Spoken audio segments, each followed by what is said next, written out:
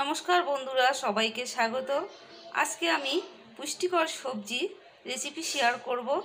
এখানে রয়েছে পুঁইশাক, এখানে রয়েছে পটল, রয়েছে বেগুন, রয়েছে কোয়াশ, ঝিঙ্গে, আলু, কচুমুখি, মিষ্টি কুমড়ো। এবারে গ্যাসে কড়াই বসিয়েছি। কড়াইটা আমার আগে থেকে তেল আছে, পাঁপড় ভেজেছিলাম। ওই তেলে দিয়ে দেবো পরিমাণ মতো তেল।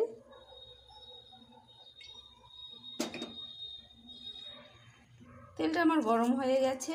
দিয়ে দেবো তেজপাতা, দিয়ে দেবো পাঁচফোড়ন, দিয়ে দেবো কাঁচা লঙ্কা। ফোড়নগুলো আমার ভালোভাবে ভেজে নেওয়া হয়ে গেছে।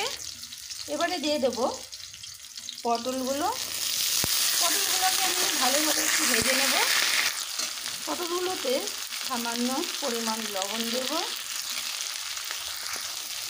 দিয়ে দেবো সামান্য পরিমাণ হলুদ গুঁড়ো।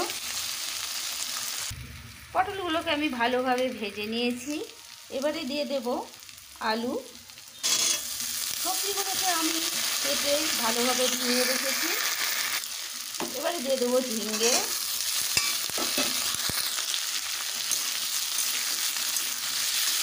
এবারে দিয়ে দেবো বেগুন, এবারে দিয়ে দেবো কোয়াশ,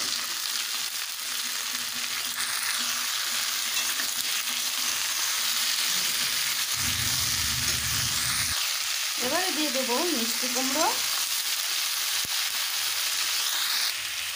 এবারে দিয়ে দেবো মুখি কচু,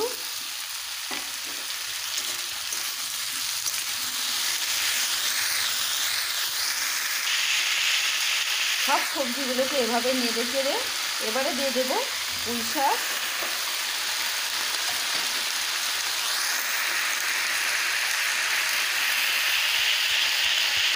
সবজিগুলোকে ভালোভাবে নেড়ে চেড়ে নিয়েছি।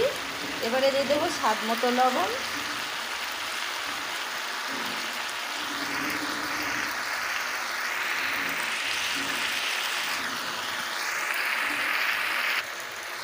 এবারে দিয়ে দেবো হলুদ গুঁড়ো।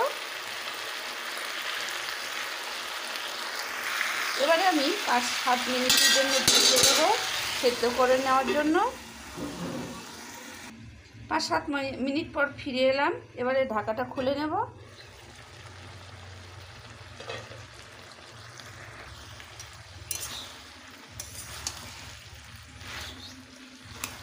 এবারে দিয়ে দেব বেটে রাখা মশলা, জিরে, আদা।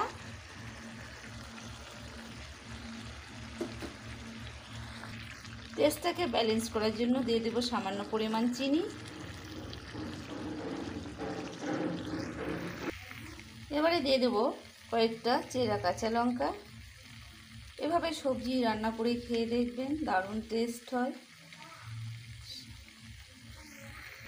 সবজিগুলো পুষ্টি গুণে ভরপুর। এভাবে সবজি রান্না করে মসুর ডাল গরম গরম ভাতের সঙ্গে খেতে দুর্দান্ত লাগে। এবারে আমার সবজিগুলো হয়ে গেছে, নামিয়ে নেব। আজকের রান্না এ পর্যন্তই। পরবর্তী রান্নায় আবার ফিরে আসব।